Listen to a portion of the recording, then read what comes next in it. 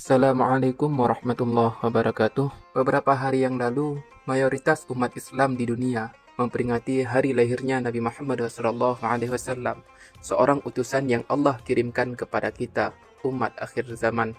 Kelahiran Nabi Muhammad SAW adalah anugerah yang tak ternilai. Melalui Nabi Muhammad, Allah Subhanahu wa Ta'ala menitipkan wahyu dan firman-Nya. Nabi Muhammadlah yang membawa kita untuk mengenal Zat yang Maha Agung, Allah Subhanahu wa Ta'ala. Tak berlebihan rasanya untuk gembira dan bahagia dengan mengingat hari lahir beliau. Bukan hanya di Aceh, Maulid dirayakan hampir di seluruh penjuru dunia. Namun, ada golongan yang mempermasalahkan perayaan Maulid yang sebegini rupa. Mereka mengatakan bahwa perayaan Maulid tidak ada dalil yang membolehkannya. Terlebih lagi, mereka mengatakan bahwa perayaan Maulid tidak pernah dilakukan di masa Nabi Muhammad SAW. Bahkan, Imam Syafi'i sendiri tidak pernah mengadakan perayaan Maulid sebegini rupa. Untuk menjawabnya, saya akan mengutip pandangan beberapa ulama besar. Di dalam kitab Al-Hawi lil Fatawa, Imam As-Suyuti mengatakan, menurut saya, pokok dari perayaan Maulid, yaitu berkumpulnya orang-orang membaca sebagian dari Al-Quran, menceritakan kisah-kisah yang berhubungan dengan permulaan kehidupan Nabi, serta hal-hal yang terjadi pada kelahirannya berupa tanda-tanda kebesaran.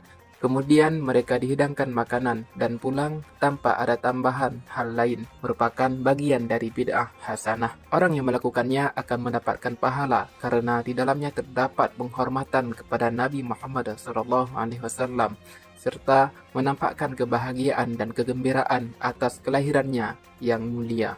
Syekh Zaini Dahlan di dalam kitab Sirah Nabawiyahnya mengatakan, sudah menjadi kebiasaan bahwa ketika orang-orang mendengar tentang kelahiran Nabi Muhammad SAW, mereka berdiri sebagai bentuk penghormatan kepada beliau.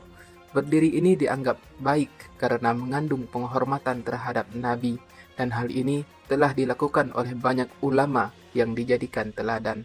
Abu Faraj Al-Halabi menyebutkan bahwa tradisi berdiri saat Mahalul Qiyam telah dilakukan sejak lama oleh ulama terkemuka yang menjadi panutan dalam ilmu agama dan ketakwaan, yaitu Imam Abdul Wahab bin Taqi bin Ali bin Abdul Kafi As-Subki, yang dikenal sebagai Imam As-Subki, lahir pada tahun 727 Hijriah ataupun 1327 Masehi dan wafat pada tahun 756 Hijriah bertepatan dengan 1355 Masehi. Beliau adalah seorang ulama besar dan hakim di Damaskus, serta penulis berbagai karya terkenal seperti Tabaqat Asy-Syafi'iyah Al-Kubra, Al-Wusta, As-Sughra, Jam'ul Jawami', dan Al-Ashbah wan Nadzair.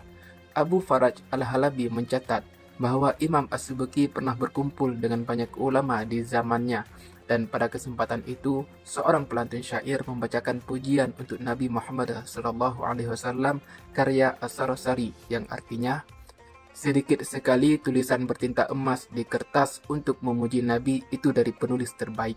Sedikit sekali orang-orang mulia berdiri tegap dan berbaris ataupun berjongkok di atas kuda ketika mendengar pujian terhadap Nabi.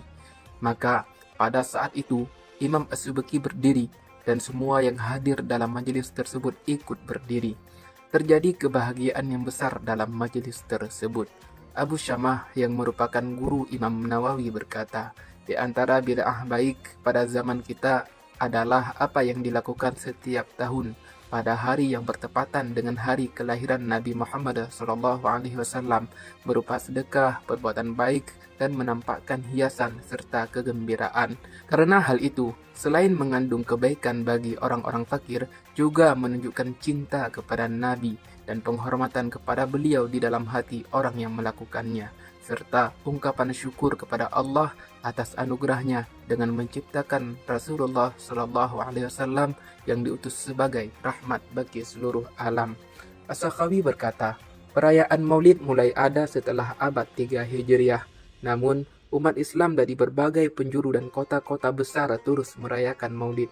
Mereka bersedekah pada malam-malam Maulid dengan berbagai jenis sedekah, memuliakannya dengan membaca kisah kelahiran Nabi Muhammad SAW.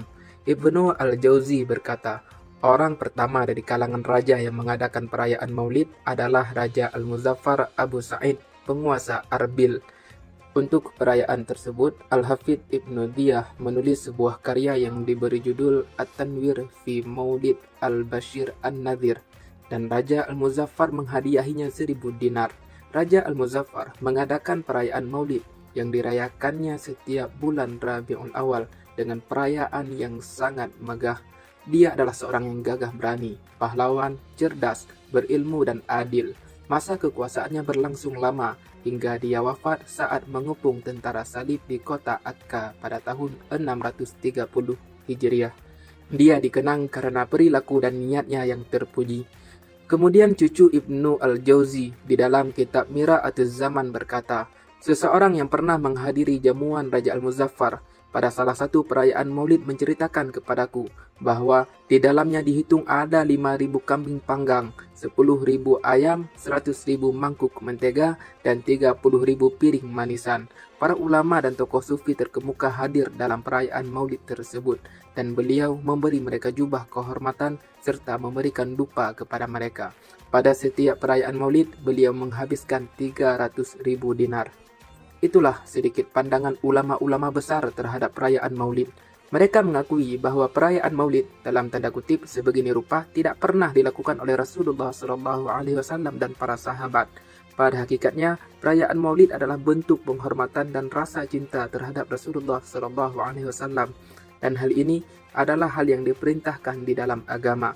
Rasulullah SAW tidak pernah melarang para sahabat untuk mencintai beliau. Sangat banyak riwayat hadis yang menceritakan betapa dahsyatnya para sahabat dalam mengagungkan dan mencintai Rasulullah SAW. Seperti ketika Rasulullah SAW berwudu dan membuang dahaknya, para sahabat saling berebut dan melemuri dahak tersebut ke wajah dan kulit mereka. Hal yang sama pun pernah dilakukan oleh Abdullah bin Zubair. Ia membawa sebuah ember yang isinya disuruh buang oleh Rasulullah, namun malah diminum oleh Ibnu Zubair. Hal itu dilihat oleh Salman. Dengan penasaran, ia bertanya kepada Rasulullah apa isi ember tersebut. Rasulullah SAW menjawab, isinya adalah darah bekamku. Salman radhiyallahu anhu mengadukan bahwa Ibnu Zubair meminumnya. Rasulullah menjawab bahwa neraka sudah bersumpah tidak akan menyentuh kulit Ibnu Zubair. Pendengar yang budiman, Abu Lahab yang semasa hidupnya sangat membenci dan memusuhi Rasulullah SAW, bahkan namanya dicela di dalam Al-Quran, mendapatkan keringanan azab setiap hari Senin. Setiap hari Senin, dia meminum air yang keluar dari sela-sela jarinya. Hal ini karena kebahagiaannya ketika mendengar kabar kelahiran Rasulullah SAW yang disampaikan oleh Suwaibah, lalu memerdekakannya. Bayangkan, Abu Lahab saja diberi keringanan azab karena bahagia terhadap kelahiran Rasulullah. Apalagi kita yang lahir dalam keadaan Islam, tumbuh di kalangan orang-orang yang mencintai Rasulullah dan mati dalam keadaan beriman. Sudah tentu Allah Subhanahu wa taala akan membalas hal-hal baik yang kita lakukan karena kecintaan terhadap Rasulullah sallallahu alaihi wasallam.